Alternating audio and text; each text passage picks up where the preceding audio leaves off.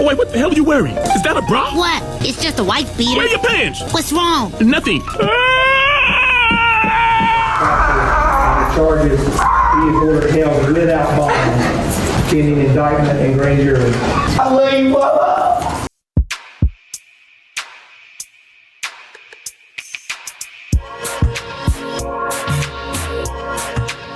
What up, gents? Welcome to TSG Uncut. I'm your host, Sean C. Look, as a young man, I was watching the Boondocks. I think that it is probably one of the most culturally relevant shows, if not one of the funniest cartoons that I've had the pleasure of enjoying. And I think, like so many of us today, especially those who were, like young adults watching the Boondocks or teenagers watching the Boondocks. But the older I get, the more I realize that it wasn't just a comedy cartoon. It was a warning to us. It was a prophecy. The Boondocks showed us exactly where the culture was going to go if we continue to not have fathers in the home, good role models to look after, if we didn't have those presences that kept us grounded. The Boondocks showed us all of this. It pretty much shined a light on the BS that we were seeing in the community. I believe that right now it is the result of women's choices, right? Women's choices have us where we're at.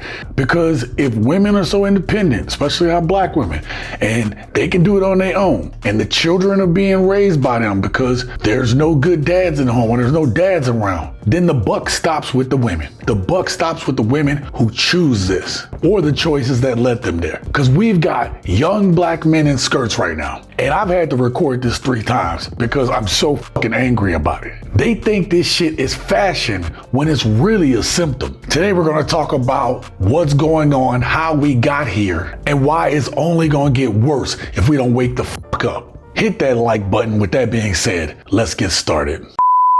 Immediately no. I'm telling you right now, I seen what I needed to see.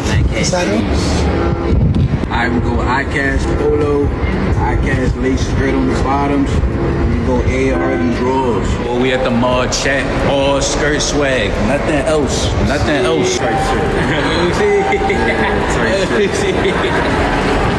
Type shit.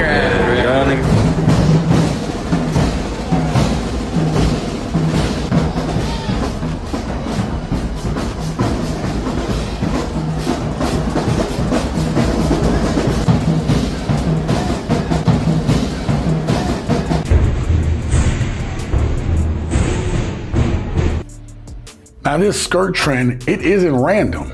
It's cultural conditioning stripping away the masculine identity that women say that they want. Now I'm from New Orleans. You can see, look at that right there. You can see I'm from New Orleans. And listen, there's a lot of crazy shit that happens in New Orleans. Given the gravity of everything going on right now, to me, regardless of the reason, the only people I see out there in the streets with these red dresses on is black people. Now, I don't know if that was on purpose or not, but the point is to see men parading around in a bunch of red dresses, to me, is startling. The public perception of the black man is more important now than it's ever been. What we see and what the world sees is black men are clowns, that we can only be athletes, entertainers, or just being fucking weak. Rarely do we see black men as leaders. And even when black men are leaders, who tears them down but us? And the media loves to amplify this while ignoring strong black men, while ignoring strong black role models. This isn't about fashion, it's about symbolism, and the next generation of young men are watching. Question is, would those young men watch you? And if they are watching you, what are you showing them? Brenda is 19, unmarried, and she has just had a baby. She's learning to care for him on her own. She's trying to get a job to support him, and she lives with her aunt, who has 5 children of her own. Money was the reason she decided not to marry Kenneth, the father of her child. I mean, I would have married him while I was carrying the baby, but he had no job and couldn't support us, and his sister getting married. Well, no sister getting married, so I said, wait. I plan on marrying him next year. No sooner than next year. Have to give him time to work first. I mean, what's the sense of marrying somebody if he can't support you? That's his job to support you and the baby. Not my job to support him and the baby. A few moments later. Also, I know myself, and I hate to say this, but I will talk down on a man that make less than me.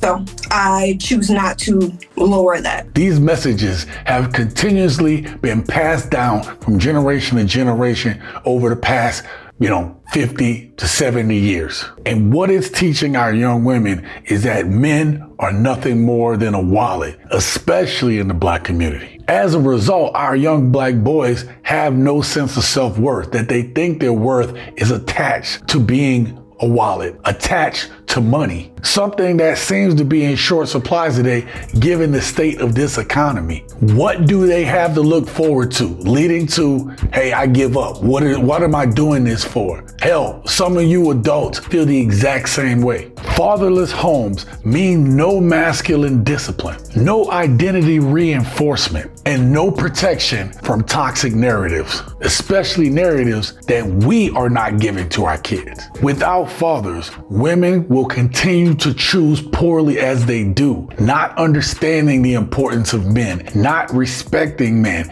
not understanding the man's role and dynamic within the home, thus repeating the cycle. And this is why the strong Black woman trope becomes a curse, because strength is being misused. An area where you can go and just do self-pickup, and there's a paper bag with Cole's name on it right there. They're going back and taking people's items, opening the bags, taking what they want from those bags, and then reusing those bags as concealment. Okay, so y'all, let me address this motherfucker. Let me sit up. These people in the comments, what y'all got to say to them? Okay, so please, can people stop saying they mama poor, they can't afford food, our mama can't afford food. And second of all, we fully dressed, we got more money than you, bitch. Second of all, y'all dicking, get off dick. Y'all niggas about my sister. This is not my mama, this is my sister. She make more money than you. She got her own house. She pay her own bills. She got more shit than you. You broke, you ain't getting no more shit. And that was not food inside that bag. That was snacks and toys. And if it was, yeah, that's what y'all like the fuck. Matter of fact, everybody steal. Matter of fact, y'all got food. Everybody that knows know y'all got food. But yeah, and everybody in the comments talking about they mama this, they mama that. Bitch, my mama did not know they was stealing. Bitch, that was not with my mama. Women are under arrest in DeSoto County, accused of stealing money in a food stamp fraud scheme. The announcement was made by the DeSoto County District Attorney's Office, along with the Department of Human Services and the Sheriff's Office. Investigators say all combined, the women stole more than $130,000 in funds.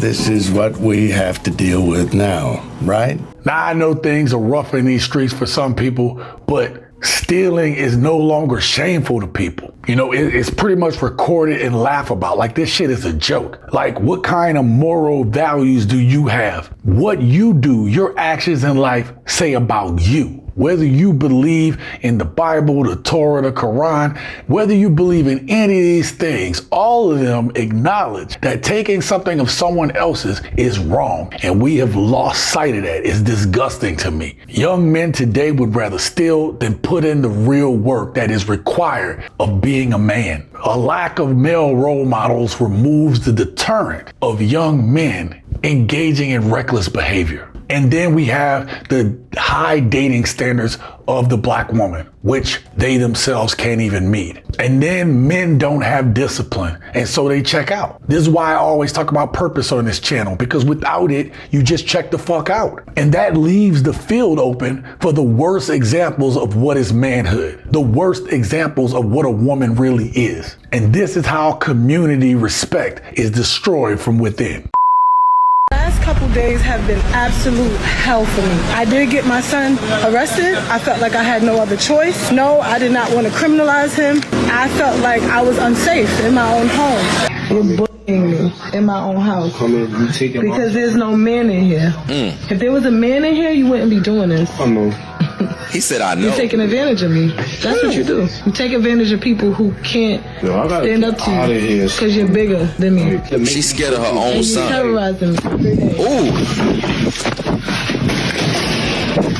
Y'all gonna tell me I'm wrong. But before he got arrested, I said to him, let's start over. Just get the phone. You don't have to go downtown. He looked at me dead in my face and said, no, I don't have no phone. First time the family of Zquavius Dawkins came face to face with the teen charged with his murder. It's affected everybody, even the neighborhood that he lives in. Police charged Sean Simpson with first-degree murder after they say he shot and killed Dawkins on Sunday.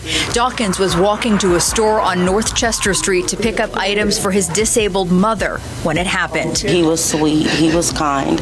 He would do anything for anybody. I mean, all you have to do is just say, Tank, will you go do this? Yes, ma'am. Yes, sir. Family members say the two got into an altercation last year that they thought had been resolved. For him to not be here today, we're all heartbroken.